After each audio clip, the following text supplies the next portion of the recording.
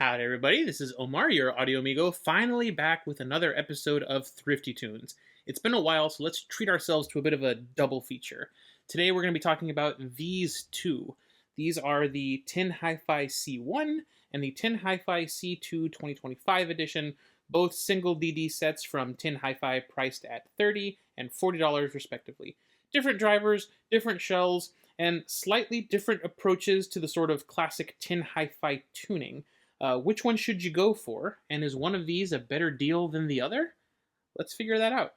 As usual, my quick disclaimer, both of these were sent to me by Linsol for review. I'm not being paid for this review, but because I could turn around and sell these if I wanted to, I've gone ahead and activated the paid promotion feature here on YouTube. I do these disclaimers because I believe in full transparency when there's potential bias besides my own personal taste at play. Thank you so much to Linsol for sending me these for review, and thank you all of you for your continued support. So, in terms of accessories, these are a classic budget set. No case, no premium ear tips, no frills, no pouch, just the IEMs, the cables, and ear tips. Sort of what you need to get going. The C1 comes with a single set of standard bore sort of white silicone tips, and the C2 comes with two different sets of tips. You get a sort of narrow bore, and you get a bit of a slightly wider bore with a different profile shape to them. Yeah, that's it. At 30 to 40 bucks, some of the competition comes with pouches, premium ear tips, maybe a little bit more than that. These aren't going to win any battles in terms of accessories. These are very, very bare bones, honestly. Let's take a closer look at the cables, starting with the C2 here. In terms of sort of feel and design, this is essentially the exact same cable that was on the Kiwi Ears Etude, but with a right-angled plastic 3.5mm connector instead of the metal one that one had. Still no memory, no microphonics. The hardware is sort of all matching plastic fantastic. Nice TinHiFi logo on the back of the connector there. The chin slider is functional and sits flush against the Y-split, which y'all know is important to me. The ear hooks are sort of standard with stamped stereo indicators on these. I do wish they would have made the polarity indicators double as stereo indicators, because then they would have been a bit clearer. Overall, I would say it is a suitable cable for a $40 IEM. It was less at home, I think, on the Kiwi Ears Etude and 120 bucks. Here, 40, I think it's perfectly suitable. The cable on the C1, however, I do have some issues with.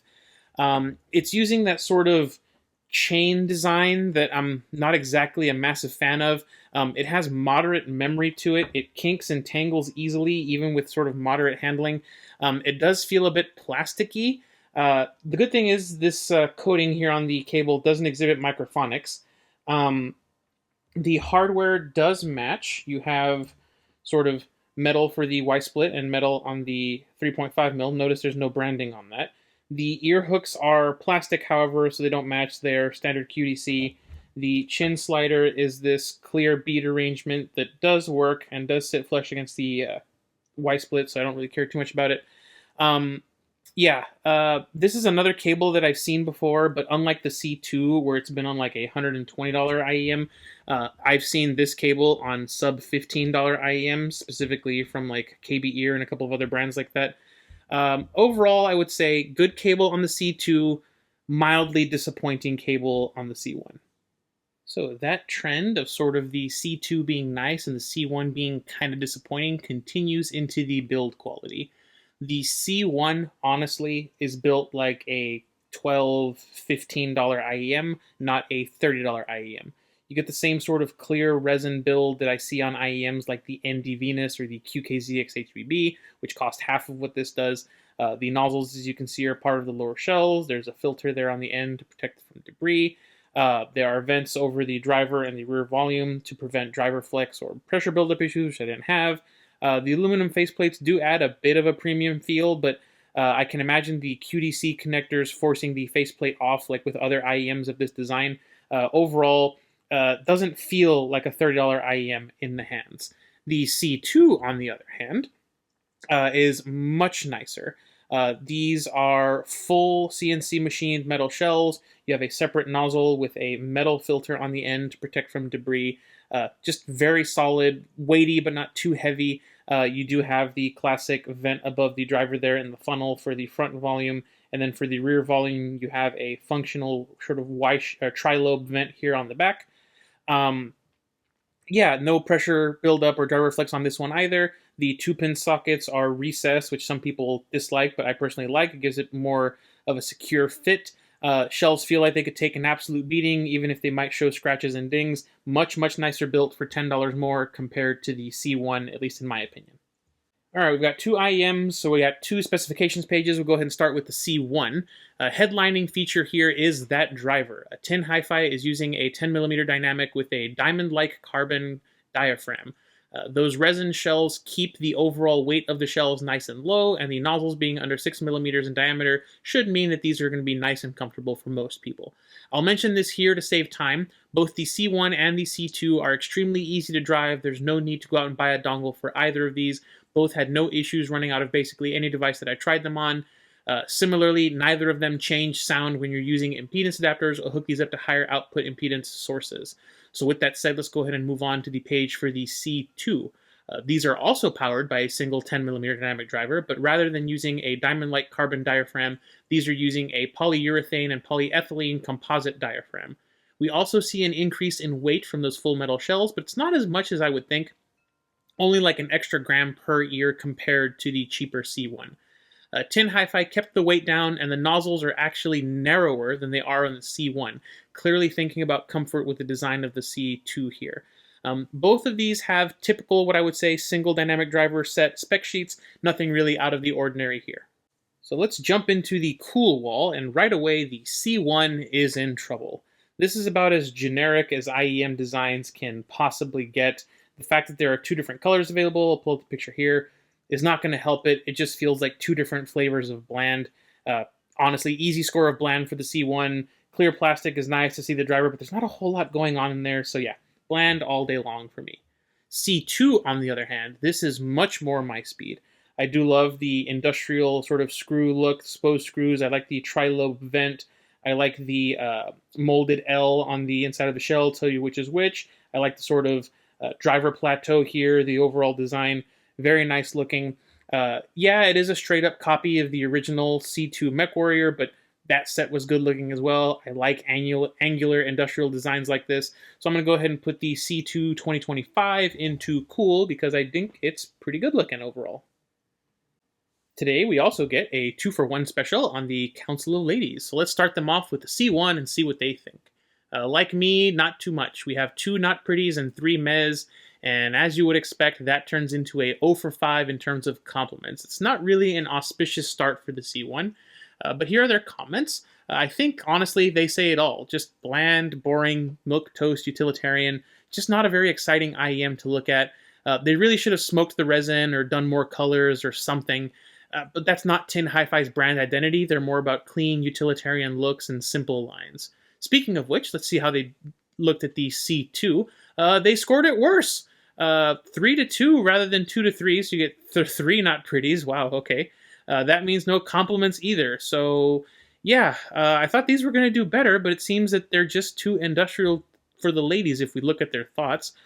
Exposed screws make them look homemade and mechanical, not what the ladies are looking for, I guess. It's a real shame. I quite like designs like this, but what can you do? In terms of comfort, both of these are shaped, I think, differently. The C1 here is more your traditional IEM sort of bean shape with no real comfort features or bulges or accessories on the inside. The C2, while built completely differently, is similar in that there's also no real comfort wings, features, or things going on the inside. Just a sort of plateau for the driver that I mentioned earlier.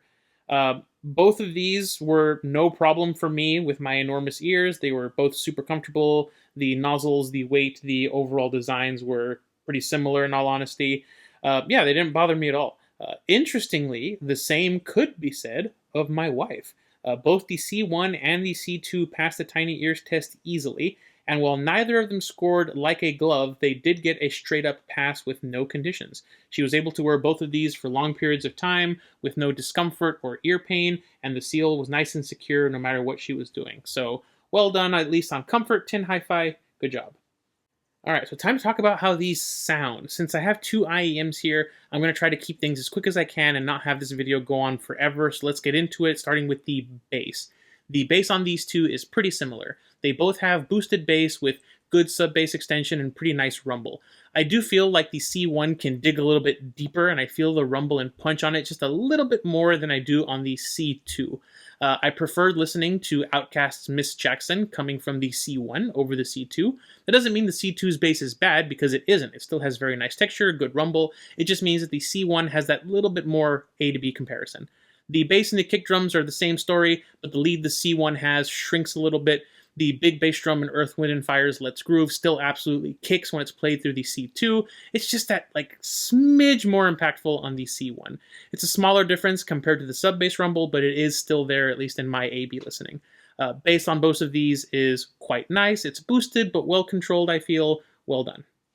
So since the bass is similar, both of these sets have a little bit of bleed into the mid-range from the bass, but it's that sort of pleasant, warm, rich tonality that y'all know I tend to prefer. In fact, the mid-range on both of these is essentially identical, so let's go ahead and talk about them together here. Avenged Sevenfold's Blinded in Chains sounds fantastic on these two. The vocals have a nice heft to them. They're a little bit warmed up, which I think works rather well for this song.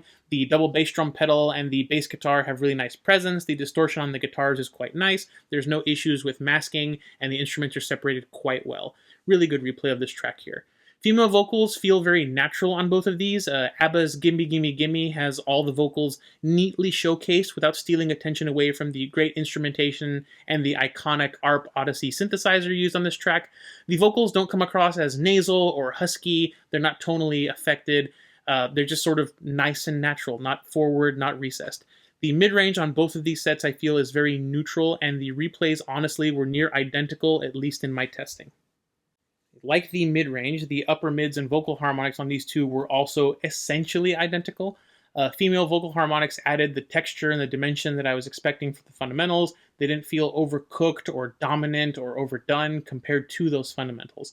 These might be a bit shouty if you're sensitive to that sort of shout tonality. I didn't find that the case for me personally. I thought Momoko Kikuchi sounded absolutely lovely through both of these. The decay on her S and T sounds were, sort of just right. Maybe she was a tiny bit sharper on the C2, but really not enough for me to really notice. It didn't give me any sibilance or wincing pain or anything from the tonality. I thought it was very well represented vocal harmonics, at least as far as I was concerned. The treble, like the bass, is where these two sort of separate a bit. The C1 is a little bit more reserved, controlled, smoother, more subdued in the treble compared to the sparklier, airier, brighter sounding C2. The ride cymbal hits during the guitar solo of Disturbed's Stricken go from being sort of controlled with good decay here on the C1 to more sharp and energetic sounding on the C2. The C2 might be fatiguing to listeners. That wasn't the case for me personally. It's energetic for sure, and if you're treble sensitive, I would probably audition this first and maybe steer you towards the C1, but I like both sounds just in different ways. As you would expect from the way I described the bass, when it comes to low-end technical performance, I feel that the C1 does a bit better than the C2, but not by a super meaningful amount. They both resolve the drum hits at the beginning of the droid invasion well. The mallet hits are distinct from one another. I did find that the C1 brought a little bit of the drum skin detail a bit more forward, sort of the mallet texture more than the C2 did. But by contrast, the C2 outperformed the C1 in my Waltz for Debbie sort of listen for the details test. The glassware hits were just more prevalent in the sound compared to the C1.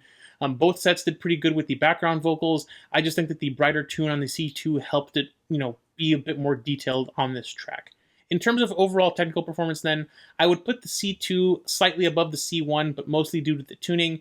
I would think the C2, compared to other sort of single DD sets, is roughly equivalent to the EW200, and the C1 sits sort of between the EW200 and like the Truthier Gate, for example. The stereo separation and perceived 3D soundstage is another area where the C2 is a little bit ahead of the C1. The drums at the beginning, and really the whole stereo presentation of Bonnie M's Rasputin, is nice and wide on both sets, with the drums spanning a nice space between each ear and the separate instruments not really intruding on each other at all in this replay. Neither of these sets will hold back well-mastered tracks in terms of perceived 3D soundstage, but I did feel that the imaging in Hiroshima's Sansei was a little bit sharper on the C2. The guitars, the taiko, the shamisen, the koto, all very easy to point out on both, just that smidge sort of deeper and easier to point out on the C2. I think that in the sort of $30 to $40 price bracket, the C2 is a little bit above average in terms of stereo separation perceived through the soundstage, while the C1 is more regular average. In terms of overall tuning then, while the C1 and the C2 sound pretty close to each other, they aren't perfect matches for each other. The C2 comes across a bit brighter, a bit more energetic. The C1 comes across that little bit warmer and a little bit more relaxed. It's not an immense difference, but it is there, especially in A/B listening. Now, rather than do a ton of comparisons for each one, I've decided to only bring in what I feel is the biggest competition for these sets at their price range. They also kind of compete with each other. This is an absolutely huge price bracket. I wanted to go ahead and address the main contenders in this price bracket, even if I'm not going to do a complete comparison. EW100, 7Hz Zero, Truth Ear Gate. All of those are more subdued in the bass compared to these.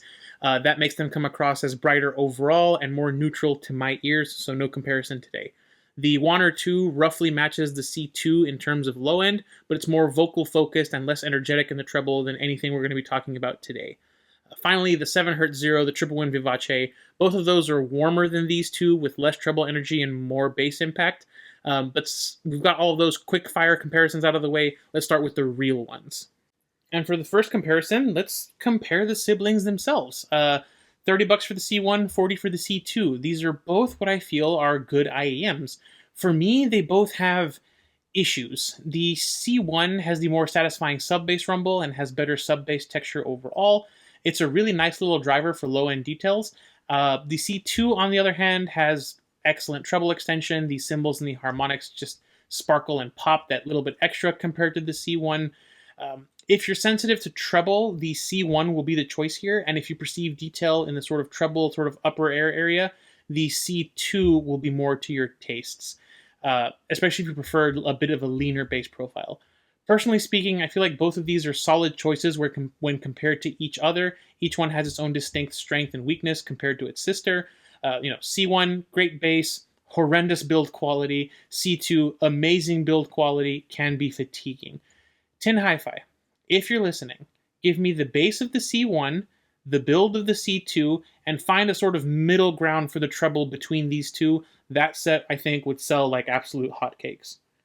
So, it's not exactly the IEM I just described, but something kind of similar-ish is the KZ Saga, the Balanced edition, priced at $25 US. The KZ Saga features a similar V-shaped tonality to the TinHiFi sets, but it carries more impactful bass and slightly further back female vocals. The treble is overall similar to the C1, but has a little bit more energy, sort of in between the C1 and the C2, has full metal shells. Reason I brought the Saga in is that it's overall similar to the C1, but the build quality is just so much nicer compared to the C1. These are full metal shells. Yes, the cable is terrible, but this is $5 less at MSRP, and these are almost never at MSRP. These are almost always on sale.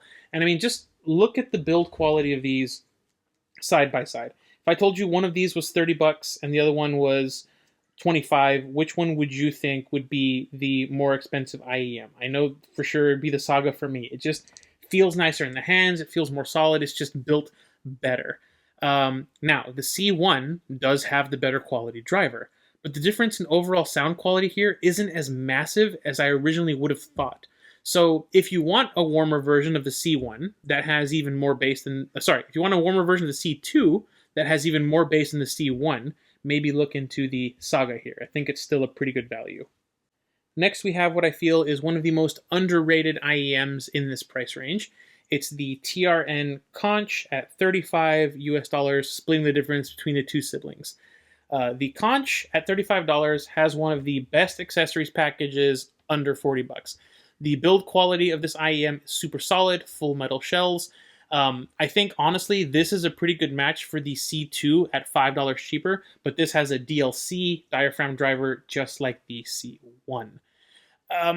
This has a little bit more treble sparkle than the C2, if that's what you're really into. What I will say is that if you found the C2 to be fatiguing, then you'll find the Conch fatiguing, and vice versa. The Conch is a little bit bassier than the C2, and it's a little more laid back in the upper mids, making it come across a bit more V-shaped in my testing compared to the C2. If you're shopping for your first IEM, you know you want a sort of brighter leaning V-shaped sound signature. I think the Conch, with its hard case, its premium ear tips, and its modular cable, is a better choice than either of these TinHiFi sets unless you're treble sensitive, in which case maybe consider the Saga or the C1. Finally, it wouldn't be a under $40 comparison if I didn't bring in the gatekeeper, the Simgot EW200 Maze at $40 US. The C2 and the Maze are famously near identical in terms of tuning and almost generally sound quality. Both of these are all metal builds. The Maze does come with a carry pouch, which I feel is sorely missing from both of these here. But overall, in terms of listening to these A to B, I feel like the C2 and the Maze trade blows. The C2, I feel, is honestly the equal of the EW200, but what leads me to prefer the EW200 are small things like the vocals feel a little bit more natural to me on the Maze versus the C2. The bass has a slightly nicer texture on the EW200 compared to the C2. Those are extremely subjective things, and I could 100% see someone in the comments going, no, the C2 actually has better bass texture than the EW200. Yeah, I believe you, 100%. While I might prefer the EW200 slightly, I'm going to declare these two to be equals. Versus the C1, as you would expect, the Maze isn't as exciting in the bass compared to the C1, but due to the tuning, the Maze is going to come across as the more detailed and technical set, at least if you perceive detail in the treble. Still a fantastic option after all this time. Alright, so for the wrap-up, let's go ahead and talk about the general tonalities here. Saga, right off the bat, is the bassier, more relaxed IEM here on the table. It, however, still has a decent sparkle in the treble. It's got all metal shells. It's the cheapest IEM here. Pretty good value, goes on sale all the time. Next up, we've got the C1, also relaxed, but it's got the calmest treble of anything here on the table, and more exciting bass than the C2 or the EW200 here. Sort of a warmer C2 with low rent shells, if you will. Then there's the C2 and the EW200, both bright-leaning V-shaped tunings, less bass, more treble compared to the C1. Nice details on both of these, very good drivers, great build. Really wish the C2 came with a pouch like the Maze does, but in terms of overall sound, I think they're honestly equals. You would easily take one over the other 50-50, I think. Then you have the Conch. Again, easily the best starter set of any of the IEMs on the table. Modular cable, premium ear tips, the whole package, hard case. This has the more fun bass presentation compared to the rest of the stuff, except maybe the Saga. But you also have the most exciting treble on the table. The upper mids are a little more subdued. Most of the energy is going to be in the treble area generally. If you're sensitive to shout but love treble, this could be a choice compared to the C2 or the EW300 or EW200. I think that these two fit in well with the competition, but there are some issues in terms of overall value, at least.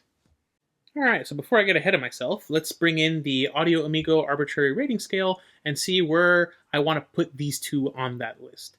We'll go ahead and start with the C2 2025, since I think it's the easier of the two to rank.